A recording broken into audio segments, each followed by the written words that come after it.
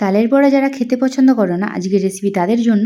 বাড়িতে থাকা পেকে যাওয়া কলা একদমই খেতে ভালো লাগে না, তো আজকে বানাবো কলার বড়া। So hello guys, welcome to Shrabani cooking channel. দেখো কলার বড়া এভাবে কত নরম, স্পঞ্জি আর তুলতুলে হয়, তো তোমাদের আজকে আমি সেটাই দেখাবো। তাল ছাড়া কলা দিয়ে বড়া। তো তার জন্য আমি প্রথমে দেখো কড়াইকে ভালো করে গরম করে বেশ কিছুটা পরিমাণ জল নিয়ে নিচ্ছি। আমি এখানে 2 বোতল জল নিলাম, মানে হাফ কড়াই মতো। তো এর মধ্যে এখন আমি দিয়ে দেব 1 কাপ সুজি। সুজিটাকেই বানাবো, তার জন্যই জলটা এতটা পরিমাণ দিয়েছি। আর এভাবে খুন্তি দিয়ে কন্টিনিউ এটা নেড়ে যেতে হবে, যাতে করে না ভেতরে কোনো ডালা থাকে। তো ঠান্ডা জলেই সে কারণে সুজিটা দিয়ে দিলাম, যাতে করে না ডালা হয়ে যায়। এভাবে কন্টিনিউ যতক্ষণ না এটা ঘন টাইপের হয়, আমি খুন্তি দিয়ে দেখো কিছুটা ঘন হয়েছে এখন। তো এরপরে আমি এতে স্বাদ মতো লবণ দিয়ে দিলাম, আর দিলাম 1 কাপ চিনি। তোমরা যতটা পরিমাণে মিষ্টি খেতে যাও সেই পরিমাণে চিনিটা দিও। তো এরপরে এটা আমি কন্টিনিউ খুন্তি দিয়ে আবারও নাড়ব। দেখো এখন অনেকটাই ঘন হয়ে গিয়েছে, চিনিটা দেওয়ার কারণে আবার একটু পাতলা হয়ে যাবে। যতক্ষণ না একদম ঘন হয়ে যায়, আমি ততক্ষণ এভাবে খুন্তি দিয়ে নাড়াচাড়া করে যাব। তো দেখো বেশ কিছুক্ষণ পর এখন দেখাচ্ছি তোমাদের। এই দেখো অনেকটাই ঘন হয়ে গিয়েছে, দেখাচ্ছি তুলে। এই দেখো অনেকটা ঘন হয়ে গিয়েছে সুজিটা। তো আবারও আমি এরকম কিছুক্ষণ নেড়ে এটা ঠান্ডা হওয়ার জন্য রেখে দেবো, তাহলে সুজিটা একদম ভালো করে বসে যাবে। তো এরপরে আমি যেমন বলেছিলাম 3টা পাকা কলা নিয়ে নিয়েছি। তো যত কলাটা পাকা হবে তত এটা ভালো হবে। পেকে যাওয়া কলা এমনিতেই বেশি খেতে ভালো লাগে না। তো এইভাবে হাত দিয়ে কলাগুলো ভালো করে মিক্স করে নেব, যাতে করে না কোনো ডালা থাকে, তাহলে কিন্তু খেতে ভালো লাগবে না। আমি বারবার বলছি, সেই জন্য আমি হাত দিয়ে করছি। তোমরা চাইলে চামচ দিয়েও করে নিতে পারো। একদম ভালো করে মিক্স করতে হবে, যাতে একটা ব্যাটার মতো হয়ে যায় কলাটা। তো এইভাবে সুন্দর করে দেখো কোনো ডালা নেই, আমি একদম ভালো করে মিক্স করে নিলাম কলাটা। যত পাকা হবে, এই জন্য বলেছিলাম, তত এটা ভালো মিক্স করতে সুবিধা হবে আমাদের। তো এর মধ্যে এবার আমি এখন দিয়ে দেব যে সুজিটা রেখেছিলাম ঠান্ডা করতে। তো এর মধ্যে দিয়ে দিলাম।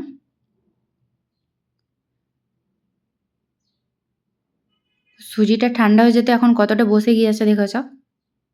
তোমরা যদি পারো আরও সুজিটা ঘন করে নিতে পারো। তো আবারও কলা আর সুজিটা এখন মিক্স করব হাত দিয়ে। অনেকেই আছো যারা তালের বড়া পছন্দ করো না, মানে তাল খেতে পছন্দ করো না, কিন্তু তেলে ভাজা ভালোবাসো। তো তাদের জন্যই স্পেশালি এই কলার রেসিপি। আর এটাও খেতে দুর্দান্ত লাগবে। আশা করি তোমরাও খেয়ে দেখতে পারো, তালের বড়ার থেকে আরও সুস্বাদু। তো এভাবে এটা কলার সুজি ভালো করে মিক্স করে নিলাম হাত দিয়ে। এরপর এর মধ্যে আমি দিয়ে দেব বেশ কিছুটা পরিমাণ ময়দা, কারণ এই ব্যাটারটা আরও আমাকে ঘন করতে হবে। বেশি পাতলা হলে এটা ভালো দেওয়ার সময় প্রবলেম হবে, সেই জন্য এটা ঘন করে নেব। যতটা ময়দা লাগে আমি ততটাই দিয়ে দিচ্ছি, তোমরাও পরিমাণ মতো দিয়ে দিও ঘন করতে যতটা ময়দা লাগে। এভাবে ময়দাটা দিয়ে দিলাম, দিয়ে আবারও ভালো করে আমি মিক্স করে নিচ্ছি দেখো হাত দিয়ে। আর ব্যাটারটা কতটা ঘন হয়ে গিয়েছে ময়দা দেওয়ার কারণে। খুব বেশি ময়দা দিও না, তাহলে কিন্তু এটা খুব বেশি স্পঞ্জি হবে না, তখন একটু শক্ত হয়ে যেতে পারে। নরম আর তুলতুলে রাখার জন্য বেশি ময়দা অ্যাড করো না। তো এভাবে চলো আবারও ভালো করে মিক্স করে নিই, ময়দাও যাতে না ডালা হয়ে যায়। তো এরপর আমি দিয়ে দিচ্ছি কুচিয়ে রাখা নারকেল, একটা ছোটো নারকেল এভাবে কুচিয়ে আমি ধুয়ে ফ্রেশ করে জল ঝরিয়ে নিয়েছিলাম। এর মধ্যে এখন আমি নারকেল কুচি দিয়ে দিলাম। নারকেল কুচি দেওয়ার পর আবারও ভালো করে মিক্স করে নিচ্ছি। তো নারকেল কুচি ভালো করে মিক্স করে আমি এখন 5-6টা দেখো এলাচ নিয়েছি। তো এলাচগুলো এভাবে হাত দিয়ে কেটে 2-3 টুকরো করে আমি 5-6টা এলাচ দিয়ে দিলাম এর মধ্যে। আর দেব বেশ কিছুটা পরিমাণ পানমৌরি। পানমৌরি একটু বেশি পরিমাণ দিলে খেতে খুব সুস্বাদু হয়। সবগুলোতে যখন পড়ে মুখে তো খেতে খুব ভালোই লাগে, এর স্বাদটা অনেক সুন্দর, সেই জন্য একটু বেশি পরিমাণ দিলাম। আবারও স্বাদ মতো লবণ দিয়ে দিলাম, যেহেতু ময়দা আর কলাটা অ্যাড করেছি তারপর লবণ দেওয়া হয় না, তো আমি স্বাদ মতো আবারও লবণ দিয়ে দিলাম।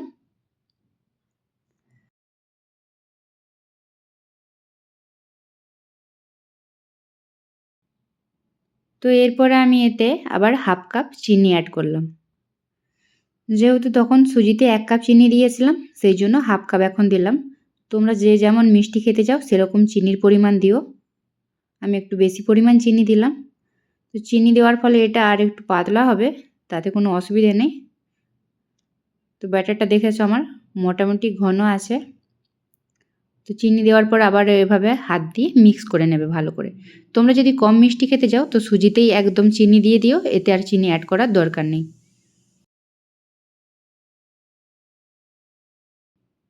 তো এইভাবে পুরো জিনিসটা আমি মিক্স করে একদম অল্প পরিমাণ খাবার সোডা এতে দিয়ে দিলাম। তো খাবার সোডা দেওয়ার কারণে বড়াগুলো ভালো করে ফুলবে, তোমরা তো জানো নিশ্চয়ই।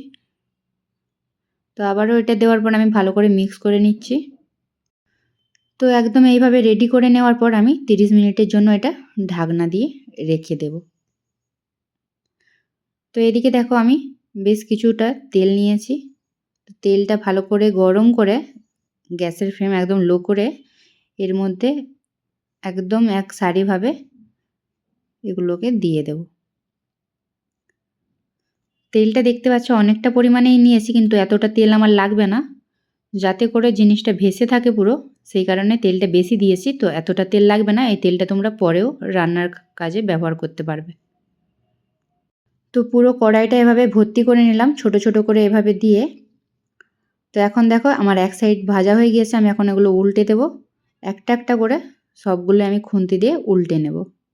তো দেখো আগের তুলনায় কতটা এটা ফুলে গিয়েছে, যখন দিয়েছিলাম তার তুলনায় অনেকটা ফুলে উঠেছে। এগুলো দেখো সামনে দিয়ে দেখাচ্ছি তোমাদের। এভাবে ভালো করে সবগুলো আমি উল্টে নিচ্ছি। যতক্ষণ না ব্রাউন কালার হয় ততক্ষণ এগুলো ভেজে নেব। আবারও এই সাইডটা আমি লাস্টে আরেকবার ভাজবো। এভাবে উল্টে পাল্টে ভেজে নিতে হবে। আবারও বলে দিচ্ছি তেলটা বেশি পরিমাণে দিয়ে রাখবে, যাতে করে এগুলো ভেসে থাকে। বড়াগুলো এভাবে দেখো ব্রাউন কালারের হয়ে গিয়েছে এখন। তো এইভাবে কলার বড়া তোমরাও রেডি করে নিতে পারো। এখন তেলটা ঝরিয়ে তুলে নেব। তেলটা ভালোভাবে এভাবে ঝরিয়ে নিতে হবে। তো একটা প্লেটের মধ্যে এগুলোকে আমি নামিয়ে নিচ্ছি কড়াই থেকে। তো কমেন্টে অবশ্যই জানিও কলার বড়ার রেসিপি কেমন লাগলো, আর ভালো লাগলে লাইক কমেন্ট অ্যান্ড শেয়ার করে দিও। চ্যানেলে নতুন হয়ে থাকলে চ্যানেলটিকে সাবস্ক্রাইব করে পাশে থেকে আরও নতুন নতুন রান্নার রেসিপি দেখার জন্য। বাড়ির বাচ্চা থেকে বড় সবাই খেতে পারবে এভাবে কলার বড়া। তো দেখাচ্ছি তোমাদের হাত দিয়ে, দেখো কতটা স্পঞ্জি আর তুলতুলে হয়েছে। তো চলো আমি কেটে দেখাচ্ছি ভেতরটা কিভাবে সেদ্ধ হয়েছে। দেখো। তো চলো আজকের মতো টাটা, দেখা হচ্ছে নেক্সট কোনো ভিডিওতে।